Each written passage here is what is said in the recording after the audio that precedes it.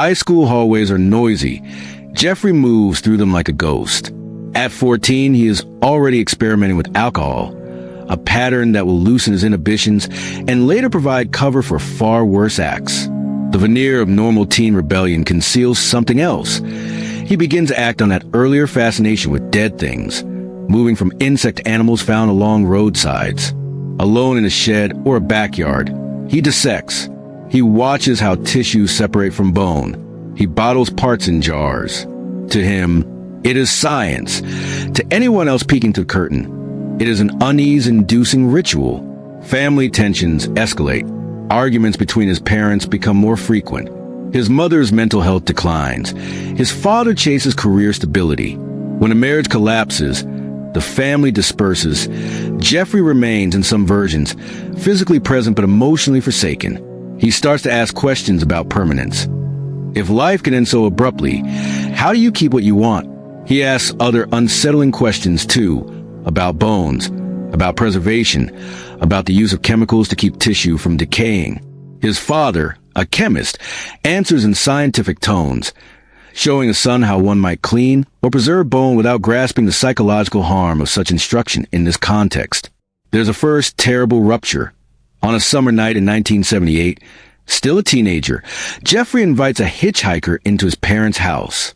Something small, a refusal to leave, a dispute, a loss of control, escalates. A 10-pound dumbbell, a burst of panic, and a life ends. The body is buried in the yard. The act is hidden, but the internal line has been crossed. For Jeffrey, the aftermath is more than shock. It is confirmation. He has learned that he can remove someone from the world, erase their presence, and create, from the remains, an object to study. That knowledge will come to feel intoxicating. This scene ends with a chilling, quiet aftermath. A teenage boy who has committed a murder and returned to a world that continues for now, to accept him. He walks to school. He goes to work. But the inside of him is different. Curiosity has hardened into something methodical and resolute. The rest of the story will be how those methods build outward, into patterns, tools, and a ritualized cruelty that will go unchecked for far too long. After high school, Jeffrey's life is a series of imperfect stops. A few months at college, a short stint in the army, odd jobs that fund his drinking. Moving away wasn't a remedy. In the army, he trains as a medic, a job that, on paper, fits his interest in anatomy and the human body. But even there, the same patterns leak through: alcohol abuse, isolation, and reported instances of sexual misconduct toward other soldiers. Discharge for his drinking follows. He floats between cities and relatives, eventually landing back in the Midwest with his grandmother, a woman who gives him kindness and stability in a way his parents no longer can. The real turning point is gradual and social. Jeffrey discovers gay bars, bathhouses, and the underground marketplaces where men meet for sex. These spaces at the time were often unsafe places for many on society's margins: Black, Latino, immigrant, and economically vulnerable men. But they also offer companionship. Jeffrey begins to target those who are less likely to be missed, who are vulnerable enough to accept money, drinks, or offers of photographs. He learns methods here: a drink spiked with sedatives, a promise of $50, a photograph of a nude body. He tries, experimentally, to drug men and have sex with them while they sleep. The impetus is control, not consent. Repeatedly, he crosses boundaries and is expelled from certain venues when his actions are noticed. His experiments become a laboratory of cruelty. He borrows techniques from chemistry and biology: how to bleach bone, how to boil tissue away, what solvents dissolve organic matter. He reads and he tests. He tries to create trophies from remains: skulls, bones, parts preserved in chemicals. Each step is both methodical and frenzied, the logic of a lab mixed with the adrenaline of secrecy. The man who used to dissect animals is now escalating toward human subjects. The scene closes on a transition from impulse to plan. The second known killing is less an accident than the first. When the body of a companion is found after a night of drinking, the mistake of exposure is mixed with the thrill of having created something permanent. He digs deeper into techniques for removing evidence. He polices his public face well. To neighbors he appears odd but harmless. To some he is even friendly. The rest of the world is not yet aware that a clinical mind has started to weaponize curiosity. The late 1980s mark a sharpening of method. Jeffrey moves from ad hoc impulses to repeatable strategies that serve two needs simultaneously: the practical removal of evidence and the psychological satisfaction of control. He begins to lure men with rehearsed scripts, a promise of money for companionship, an offer of photographs for modeling, the casual line that opens a door. He targets people who will not immediately be missed: sex workers, transit men, those struggling with addiction. He understands vulnerability, and he exploits it. Once inside his apartment or his grandmother's house, he uses drugs, crushed pills stirred into a drink, to sedate his victims.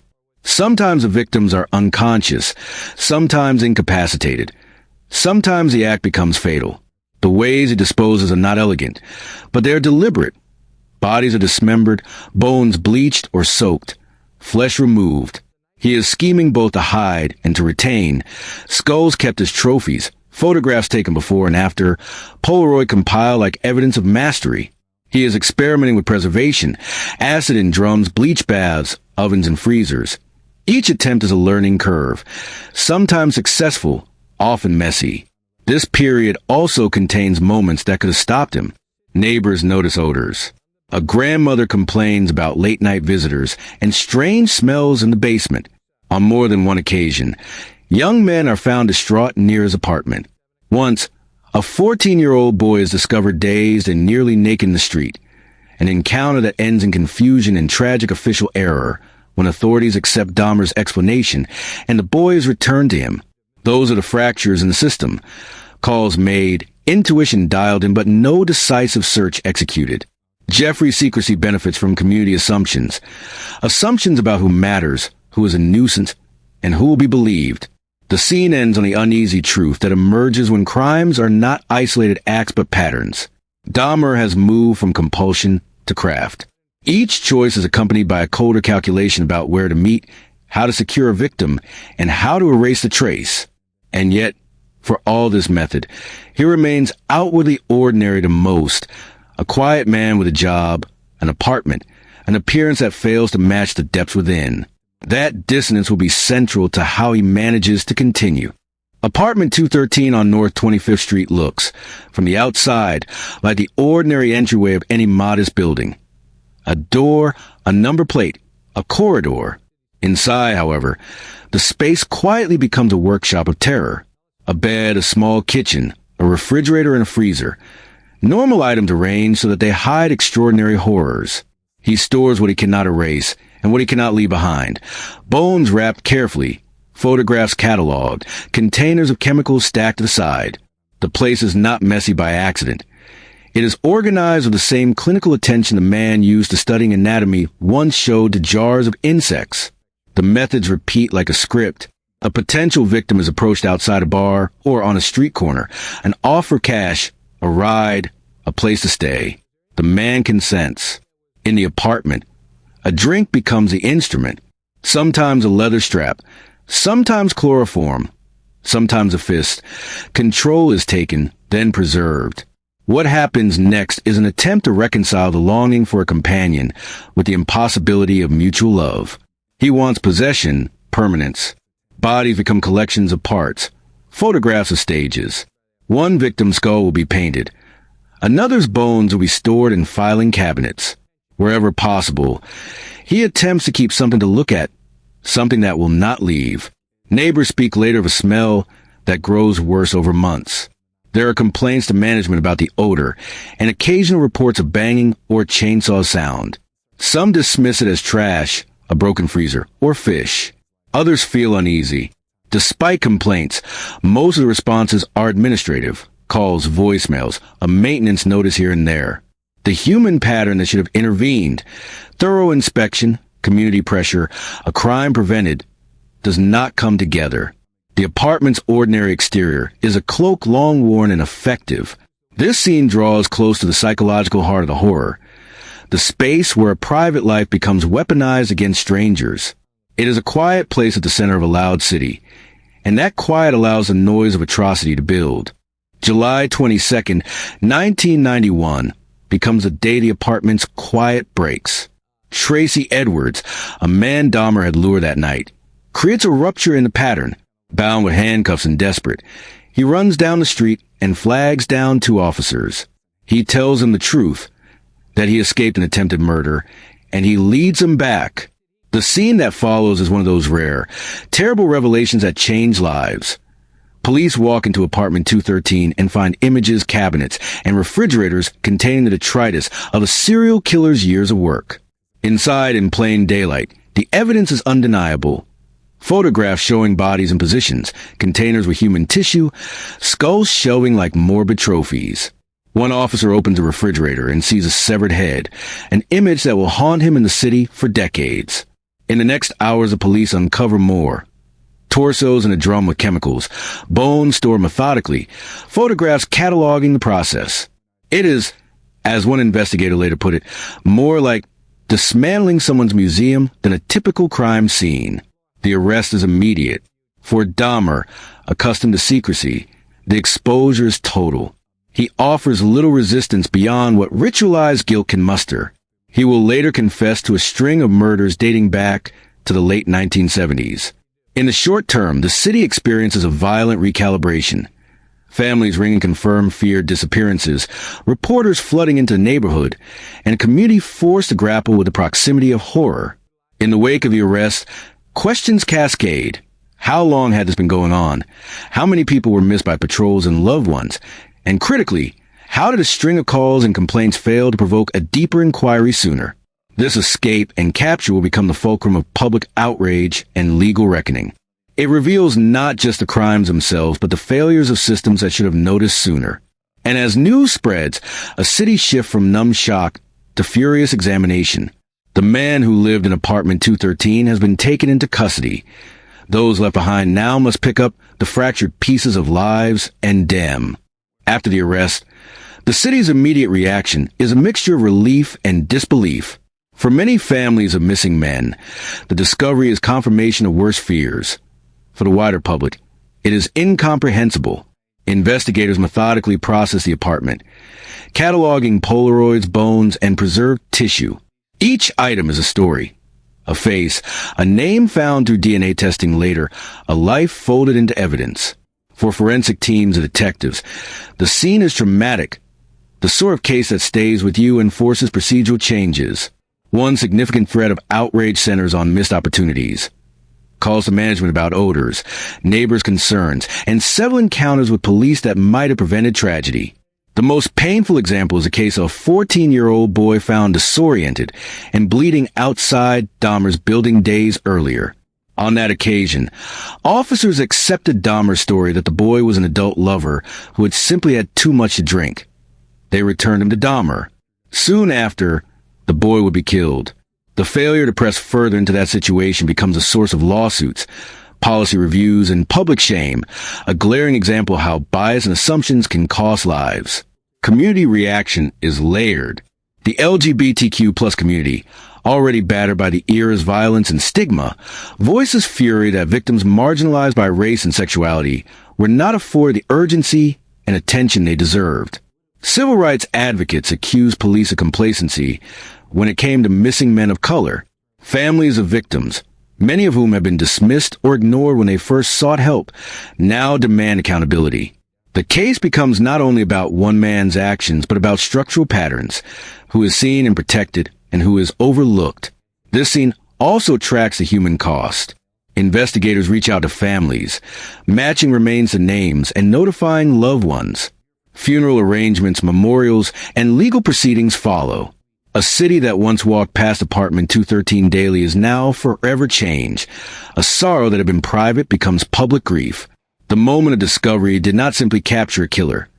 It exposed a wider social failure that will be argued in courtrooms and community forums for years. The trial that follows is stark and public. Prosecutors charge Dahmer with numerous counts of murder.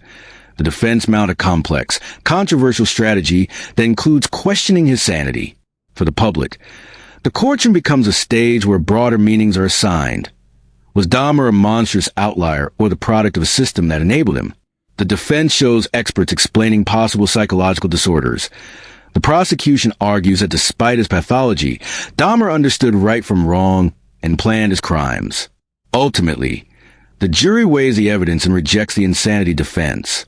He is convicted of multiple counts and given consecutive life sentences, a legal closure that many families accept, but a moral complexity that never fades. The trial also provokes reflection in the press and on the streets.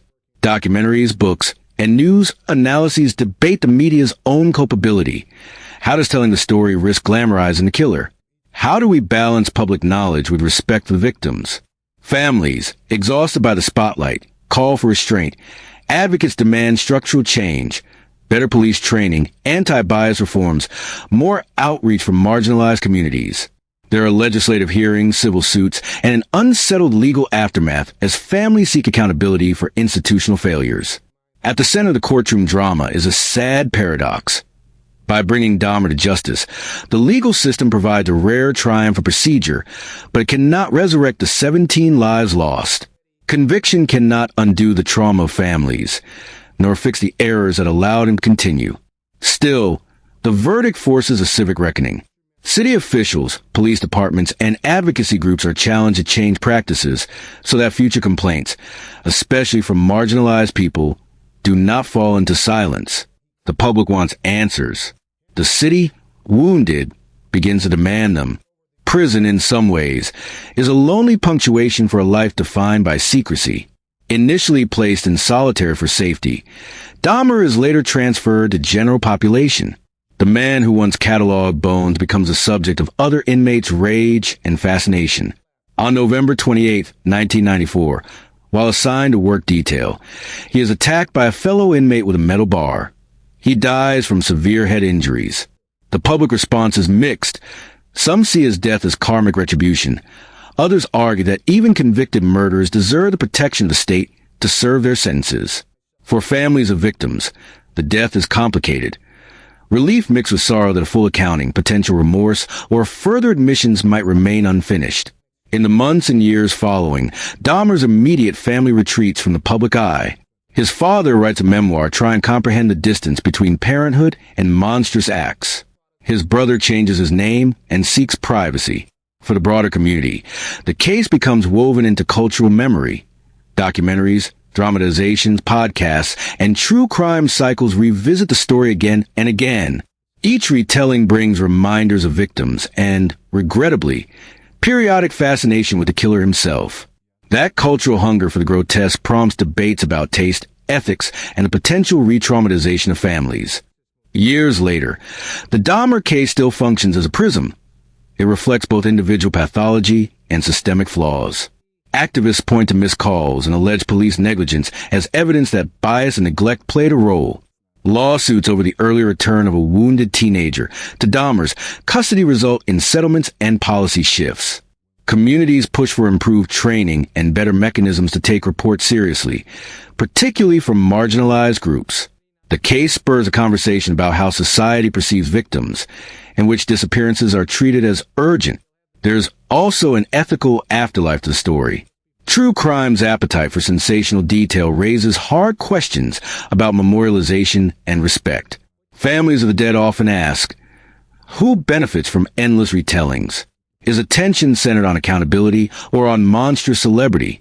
In response, some creators pledge to center victims, to include resources for survivors, and to use their platforms for social change rather than morbid fascination. Others fail. The debate continues. Ultimately, the Dahmer story forces a stubborn question: how we hold systems and people accountable without turning victims into footnotes. That is a civic task. To ensure policing is equitable, that healthcare and mental health supports are accessible, that communities listen when someone disappears, and that cultural curiosity doesn't drown out compassion. The victims of Jeffrey Dahmer were more than data points in a case file. They were sons, brothers, friends, each with a life that mattered. Remembering them demands more than horror. It demands change. To the men and boys whose lives were stolen, we speak their names in memory and refuse to let them fade. To the families who still grieve and demand justice, your calls for change matter. If you believe stories should be told with dignity and used to prevent future harm, like, subscribe, and join this community, a place where victims are remembered first and where truth is pursued with care. Milwaukee, 1960. In a modest hospital room, a newborn named Jeffrey Lionel Dahmer arrives into a family that appears typical on paper. A father with high hopes, a mother with fragile health, a small, ordinary home in suburbia. But the cracks are subtle and immediate. The father studies chemistry, focused on precision and order. The mother drifts between tenderness and chronic emotional collapse. Under the bright light of routine life, a quieter story begins. One of distance rather than neglect, of people who live near each other but don't quite reach. From very early, Jeffrey is described as curious in a particular way. Where other boys collect stamps or baseball cards, he collects dead insects and, later, roadkill. He takes things apart, not to destroy, but to examine the inner structure, ribs, muscles, the way parts fit together. At first, it looks like a child's fascination with biology. Teachers write quiet, reserved on his report cards. Parents see a withdrawn son. Friends are thin on the ground. And there's a lingering echo of a child at operation, a hernia repair, after which his personality, observers say, changed. He becomes less animated, more inward. Isolation grows like a shadow. At home, conversations that could have cushioned him are instead dominated by arguments and a constant emotional undercurrent. In public, adolescence compounds that distance. In a culture that leaves little room for boys learning to be gay, and in a household where attention is in short supply, Jeffrey finds himself pushed into private obsessions. He reads anatomy books late into the night, and he does not talk about what stirs him. The combination of a biological curiosity, the secrecy around his sexuality, and inconsistent parental availability will prove dangerous. Not because any one thing guarantees violence, but because together they create fertile ground for impulses that will later metastasize. The scene closes on a teenager who drifts toward alcohol and secrecy. The outward life looks manageable enough. School, jobs that come and go. But inside, a quieter grief takes shape. The need to control, to preserve, and to own something unchanging. Those small choices will become the brittle bones of a far darker life.